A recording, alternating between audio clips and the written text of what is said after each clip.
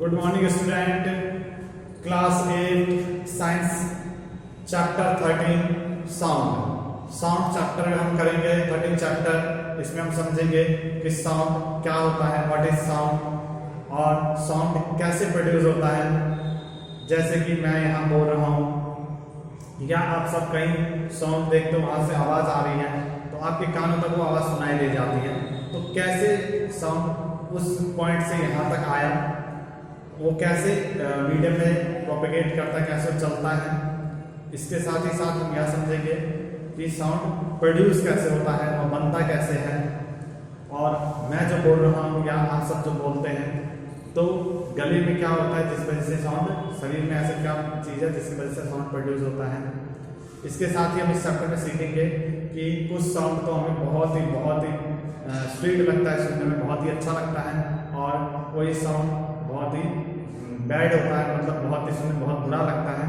तो इस साउंड को हम क्या कहते हैं, और उसके बाद लास्ट में हम यह समझेंगे कि नॉइस पॉल्यूशन क्या होता है, क्या आवाज़ भी हमारे लिए पॉल्यूशन का कारण है। तो उसके बारे में हम एक एक करके इस चैप्टर में समझेंगे।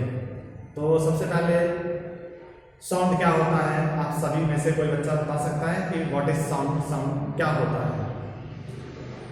तो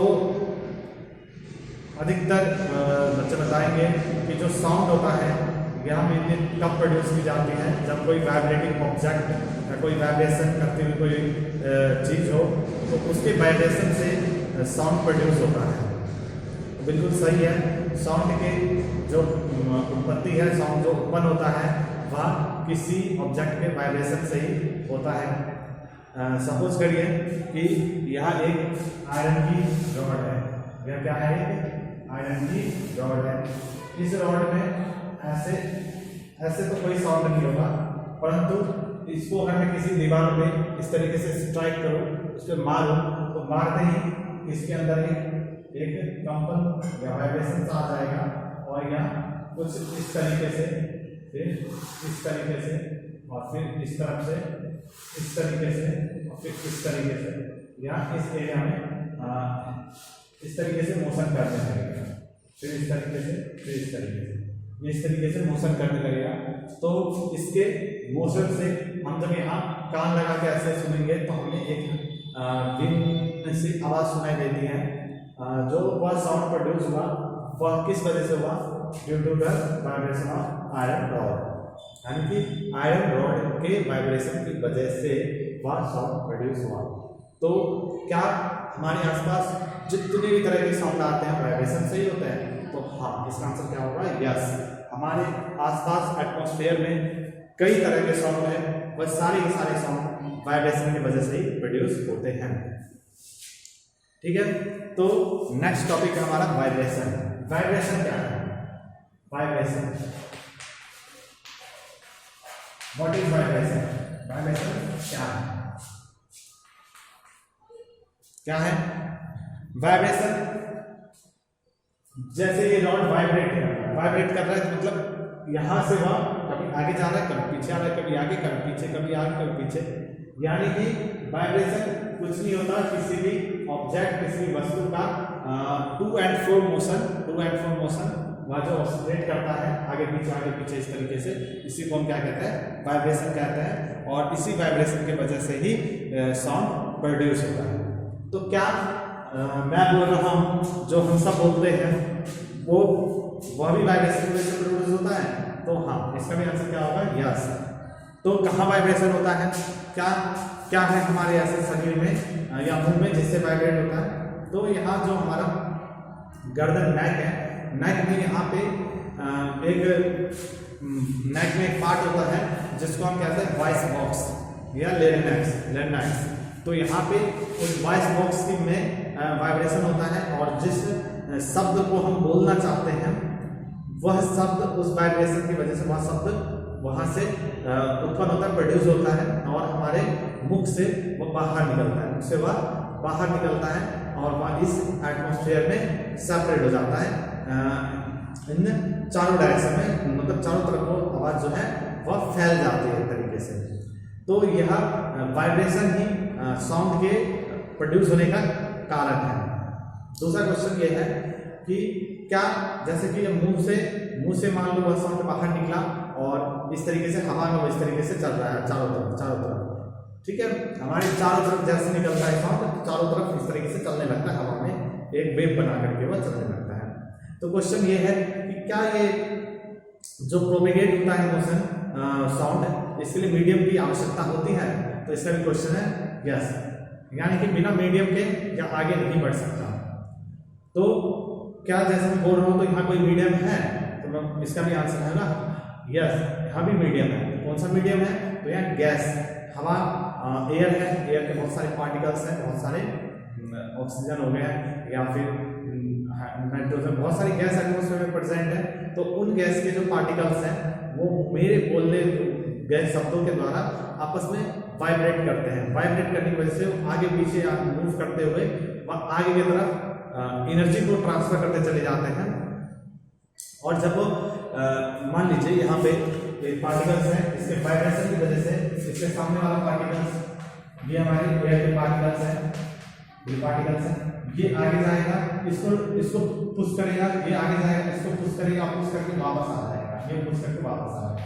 ये सब अपने ओरिजिनल पोजीशन पे आ जाएंगे, परंतु एक तरीके से जो हमारी एनर्जी है, जिससे साउंड की जो एनर्जी है वो आगे की तरफ बढ़ती जाएगी। आगे की तरफ बढ़ते एक टाइम ऐसा आएगा कि एनर्जी धीरे धीरे समाप्त हो जाएगी, कम होने लगेगी और अंत में जाकर क्या हो जाएगी, समाप्त हो जाएगी, फिनिश हो जाएगी। तो साउंड जितना तेज वाइब्रेशन करेगा साउंड उतनी दूर जाएगी और जितना कम वाइब्रेशन करेगा साउंड उतनी पास तक जाएगी। तो यहाँ जो साउंड का प्रोपेगेशन है उसका यह कारण है। मीडियम ऑफ प्रोपेगेशन, अगला टॉपिक हमारा क्या है? Medium of propagation. कौन कौन से मीडियम हो सकते हैं? तो एयर हो सकता है, वाटर हो सकता है और कोई सॉलिड पार्ट भी हो सकता है, ठीक है, सॉलिड हो, एयर गैस हो या लिक्विड हो, किसी भी मीडियम में वह जो साउंड है वह प्रोपेगेट कर सकता है, चल सकता है। तो यहाँ पे एक और क्वेश्चन राइज होता है कि क्या ऐसी जगह जहाँ पे कोई मीडियम ना हो वहाँ पे साउंड नहीं सुनाई देगा? तो इसका आंसर है नहीं। क्यों? जैसे कि मान लीजिए अंतरिक्ष में जब कोई एस्ट्रोनॉट जाते हैं तो अगर यहाँ कोई एक खड़ा है, एक कोई वहाँ खड़ा है, तो उनको बात करने के लिए अगर वो मुख से अगर बोलेंगे तो उनको वो आवाज़ सुनाई नहीं देगी। ऐसा क्यों होता है? क्योंकि मीडियम है ही नहीं ना, वहाँ कोई पार्टिकल्स ही नहीं है, चाहे ना ही एयर के पार्टिकल्स हैं, ना ही वाटर, ना ही लिक्विड, ना ही गैस, किसी पार्टिकल्स है ही नहीं। तो जो साउंड के द्वारा हमने जो एनर्जी प्रोड्यूस की वह एनर्जी किसी पार्टिकल्स को किस पे फोर्स लगाएगी? वो फोर्स लगाने वाले वहाँ पार्टिकल्स मौजूद ही नहीं है, तो वह आगे कैसे बढ़ेगा? आगे वह नहीं बढ़ पाती है। तो इसीलिए जो वैक्यूम होता है वहाँ पे साउंड आगे नहीं बढ़ सकता, सबसे पहला पॉइंट। उसके बाद हम समझते हैं कि पेंडुलम, आप सभी पेंडुलम देखा होगा, नहीं देखे हो तो एक बार देख लेते हैं।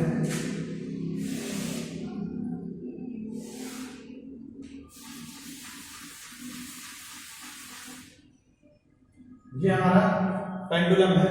अगर मैं इसको हल्का सा ऐसा टर्न इस तरीके से इस पर फोर्स लगाऊं तो ये इसका क्या होगा? ऊपर की तरफ जाएगा, यहां आ जाएगा,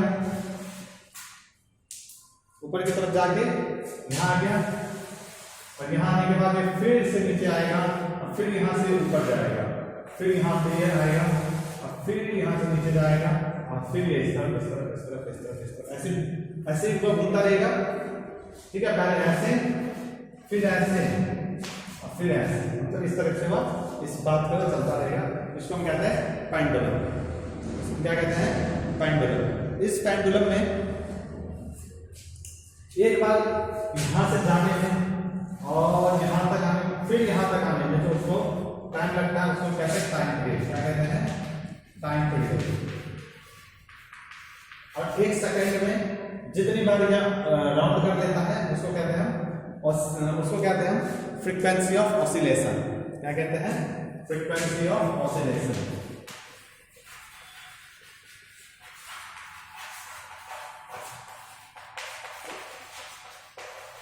फ्रीक्वेंसी ऑफ ऑसिलेशन।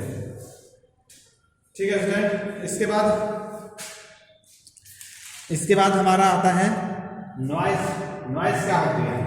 एक तो हमने साउंड पढ़ा, साउंड मतलब जो हमें आवाज़ सुनाई देती है वह साउंड है। अब हमें कभी कभार इतनी तेज आवाज़ सुनाई देती है कि हम उससे ना बहुत परेशान हो जाते हैं, बहुत ही फ्रस्ट्रेट होते हैं। ऐसा क्यों होता है? क्योंकि वह आवाज़ जो है वह हमारे अनुकूल नहीं है, बहुत ही ज़्यादा लाउड साउंड होता है वह। तो इस तरीके का जो बहुत ही कह सकते हैं अवांछनीय या फिर बहुत ही मतलब जो बहुत ही ज़्यादा साउंड होता है उसको हम कहते हैं नॉइज। उसको हम क्या कहते हैं? नॉइज। अगला टॉपिक हमारा है नॉइज। नॉइज भी एक तरीके का साउंड ही है, परंतु यह कैसा साउंड है जो हमारे काम की नहीं होती, जो बहुत ही बेकार साउंड होती है, जिसको सुनना भी हमें पसंद नहीं होता। जैसे कि अगर मैं रोड पे या फिर कहीं निकलूंगा, ट्रैफिक लगा रहता है, ट्रैफिक पे बहुत ही गाड़ियों की आवाज़ आती है, पो पो पी पी, तो उससे क्या होता है एक नॉइज प्रोड्यूस होता है। ये यानी कि ये कैसे साउंड होते हैं? अनप्लीजेंट साउंड होते हैं, अनप्लीजेंट साउंड होते हैं। ठीक है, unpleasant sound is called noise. ठीक है, अनप्लीजेंट साउंड जो होते हैं इसको क्या कहते हैं? नॉइज कहते हैं। इसके बाद है जब यही नॉइज बहुत ज़्यादा बढ़ जाए, चाहे किसी भी मान लीजिए फैक्ट्री हो या कोई सा रोड हाईवे होता है या कहीं पे भी आपके सामने बहुत ज़्यादा अमाउंट में नॉइज, बहुत ज़्यादा अमाउंट में आवाज़ प्रोड्यूस हो रहा है, तो वह हमारे लिए ना नुकसान का काम करता है। क्योंकि जैसे कि मान लीजिए कोई ऐसा लेबर मजदूर जो किसी एक ऐसे फैक्ट्री में काम कर रहा है जहाँ पे मशीन के पूरे दिन चलने की आवाज़ सुनता है, बहुत ही तेज आवाज़ होती है उसकी, तो उसका क्या होगा कि वह 10 साल 15 साल 20 साल बाद में उसके सुनने की क्षमता कम हो जाएगी। ऐसा भी हो सकता है वह उसका कान सुनना ही बंद कर दे। तो यहाँ एक तरीके से पॉल्यूशन का इसको हम रूप दे देते हैं, जो बहुत ही ज़्यादा नॉइज हो तो उसको हम क्या देते हैं? नॉइज पॉल्यूशन कह देते हैं। तो अब क्वेश्चन ये है कि नॉइज पॉल्यूशन को हम कम कैसे कर सकते हैं? How can we reduce noise pollution?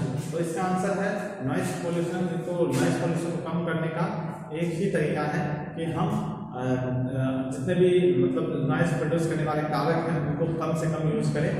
और जैसे कि इसमें अगर हम कोई से इंस्ट्रूमेंट को बदल दें, कुछ ऐसे पार्ट को बदल दें ताकि वह नॉइज करना बंद कर दे, तो वह हम कर सकते हैं।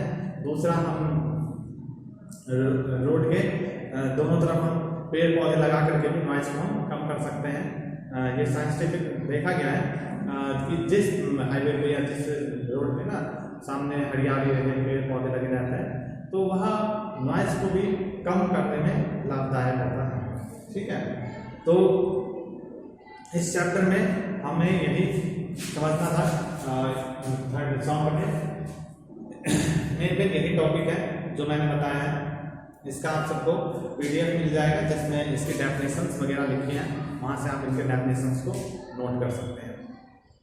इसके साथ ही इसके कुछ इंपोर्टेंट क्वेश्चन मिलेंगे, उस क्वेश्चंस में आंसर भी देखना होगा। आज के वीडियो में इतना ही। ठीक है बच्चों।